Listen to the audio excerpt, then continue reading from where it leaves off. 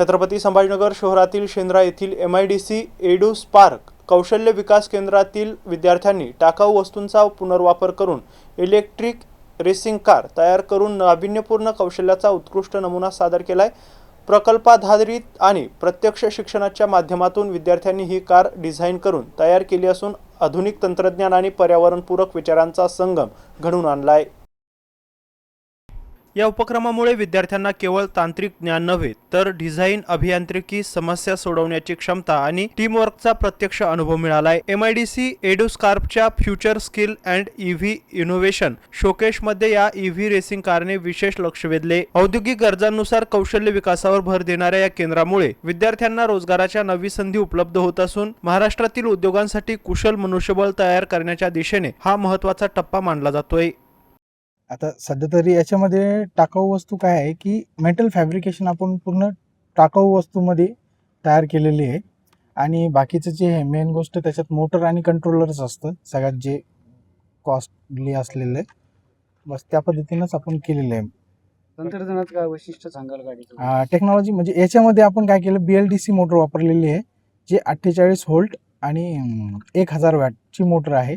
तिचं nominal RPM जे आहे ते 3000 RPM आहे आणि तेच रिड्यूस करून आपण आहे ना 30 km/h टॉप स्पीड आपण अचीव करू शकतो त्याच्या हिशोबाने। किती खर्च साधारणतः आलेला आहे? आता मेटल फॅब्रिकेशन जर पकडलं आपण, मेटल फॅब्रिकेशन 16 ते 17,000च्या आसपास आहे प्लस मायनस, आणि त्याच्यामध्ये कॉस्टली फक्त मोटर आणि कंट्रोलरच आहे आणि ते पण आपण आपल्या पद्धतीनं जे आपली रिक्वायरमेंट आहे त्यानुसार आपण ते चेंज करू शकतो। जसं की आता याच्यात सस्पेन्शन आपण सायकलचे वापरलेले आहे, स्टेअरिंग रॉड आपण वेल्डिंग करून बनवलेले आहे समजा स्क्रॅपमधून, आणि त्याच्यानंतर स्प्रॉकेट आपण जे बाईकचे आपण 2 व्हीलरचे जे स्प्रॉकेट आहे चेन ड्राईव्ह सिस्टम करेल आपण त्याला, जे की 2 व्हीलरचे स्प्रॉकेट सिस्टम आपण त्याच्यात वापरलेलं आहे। आणि बाकी मग मेटल्स वेल्ड करून समजा फ्रेम, फाउंडेशन्स वगैरे हे सगळं अशा पद्धतीनं बनवलेलं आहे। किती दिवस लागले तुम्हाला सगळं करायला? एका कारसाठी 6 ते 7 दिवस लागलेले आपल्याला। आता त्याचनुसार आपण ती बनवलेली मिळून। किती विद्यार्थ्यांनी याच्यामध्ये जे आहे ना एका ग्रुपसाठी 25-30 मुलांनी मिळून बनवलेली ती गाडी। तसे 2 ग्रुप होते आपले, जे 2 अलग अलग गाड्यांसाठी। दोन्ही गाड्या सारख्याच आहेत का काही बरं? हा कन्स्ट्रक्शन त्याचं थोडंफार चेंज असू शकतं नॉर्मली, बट मोस्टली जे मोटर कंट्रोलर जे आहे ते सिमिलर वापरलेलं आहे आपण, फक्त मेटल फॅब्रिकेशनमध्ये थोडं चेंजेस करेल आपण त्याच्यामध्ये आणि डिझायनिंगमध्ये समजा। आता ही गाडी जर रेसिंगच्या हिशोबाने म्हणजे मॉडेल जरी असलं तरी प्रत्यक्षात रेसिंगमध्ये उतरवण्यासाठी काय बदल अपेक्षित?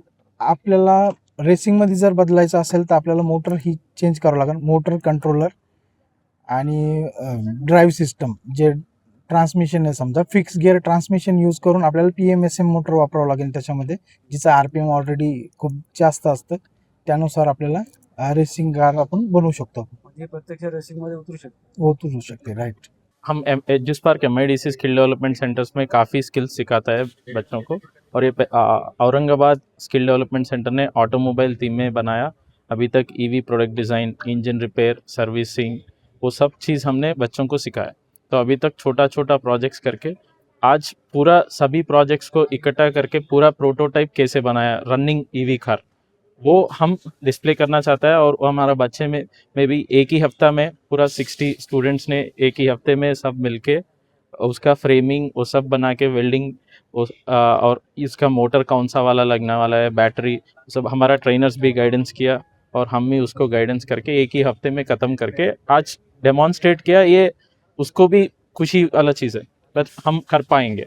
यस, उसका पूरा मटेरियल काफ़ी वेस्टेज और स्क्रैप से लिया हमने, एक्सेप्ट बैटरी छोड़ के बाकी सब स्क्रैप मटेरियल से बनाया। तो अभी बच्चे भी समझ में आया कि कैसे बनाया, और वो तैयार है कि नेक्स्ट इम्प्रूव्ड वर्जन, अगले वर्जन कैसे बनाना है वो ऑलरेडी प्लान करके रखा है। आ सकते हैं आजकल आपने देखा तो बहुत बड़ा ब्रांड्स भी इलेक्ट्रिक कार्स ऑलरेडी इंट्रोड्यूस किया, मतलब सभी ने नहीं किया, बट ऑलरेडी रेसिंग में इलेक्ट्रिक कार्स आ चुका है, बट वो मेन स्ट्रीम नहीं बना है। बट कुछ सालों में जिस तरह से गवर्नमेंट भी इंकरेज कर रहे हैं कि पेट्रोल से हम एथनॉल और EV में शिफ्ट होना है, तो होपफुली कुछ सालों में हम देखेंगे। जे आपण आज रेसिंग कार जे बनवलेली आहे, या कारचं वैशिष्ट्य असं की या ठिकाणी जे आपल्याकडे ऑटोमोटिव्ह क्षेत्रातील जे विद्यार्थी ट्रेनिंग घेत आहेत, त्या विद्यार्थ्यांना अशा पद्धतीच्या EV कार्स ह्या कशा पद्धतीत असतात, त्या कशा बनवता येतील, त्याचं सर्व्हिसिंग कसं करता येईल, हाच त्याच्या मागचा मुख्य हेतू होता. आणि त्या हेतूच्या माध्यमातून जी आपण रेसिंग कार बनवलेली आहे, ते संपूर्णतः जे जे मटेरियल असतं, म्हणजे भंगार मटेरियल जे आपण म्हणूया, त्या मटेरियलमधूनच ह्या सगळ्या कार्स बनवलेल्या आहेत. आणि कार बनवताना हाच विचार केलेला आहे की त्यांना जर ती कार बनवली आणि ते जर रस्त्यावर चालवली, तर याच्या पुढे देखील ते कार अतिशय उत्कृष्टरित्या चांगली डिझाईन करू शकतात, बनवू शकतात. त्याचं अगदी पुढे हे करू शकतात, मार्केटिंगही करू शकतात. तर या दृष्टिकोनातून जो काही आपला स्किल डेव्हलपमेंट सेंटरमध्ये जे प्रशिक्षण सुरू आहे, ह्या प्रशिक्षणाचा फायदा ह्या संपूर्ण विद्यार्थ्यांना व्हावा.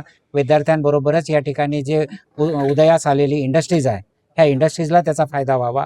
आणि इथून जे विद्यार्थी बाहेर पडतील, त्या विद्यार्थ्यांनी जे आता नव्याने होऊ घातलेल्या इलेक्ट्रिकल इंडस्ट्रीज आहेत, त्या इंडस्ट्रीजसाठीही त्या विद्यार्थ्यांचा फायदा होईल अशी या ठिकाणी मला आशा आहे.